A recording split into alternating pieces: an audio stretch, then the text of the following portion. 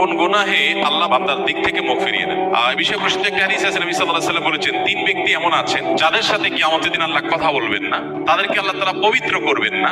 এই মানুষগুলো যাদের থেকে আল্লাহ তাআলা মুখ ফিরিয়ে নেবেন, তাদের সাথে আল্লাহ কথা বলবেন না, তাদেরকে আল্লাহ পবিত্র করবেন না। সেই মানুষগুলোর মধ্যে একজন হলেন ওই পুরুষ, যে পুরুষ টাকনোর নিচে পোশাক পরে। পোশাক পরে বলতে যে পোশাক উপরের দিক থেকে যায় সেটা টাকনোর নিচে পরে, প্যান্ট, পাজামা, চাদর, লুঙ্গি, জুব্বা, জামা, এগুলো। মোজা যেটা থাকেই নিচে, নিচ দিক থেকে পরা হয়, ওইটার কথা ভিন্ন। তো এই যে মুসবিল যে ব্যক্তি টাকনোর নিচে প্যান্ট, পাজামা, লুঙ্গি ইত্যাদি পরে, এই ব্যক্তি, তার সাথে আল্লাহ কিয়ামতের দিন কথাও বলবেন না এবং তার দিকে আল্লাহ তাকাবেনও না, তাকে আল্লাহ পবিত্রও করবেন না।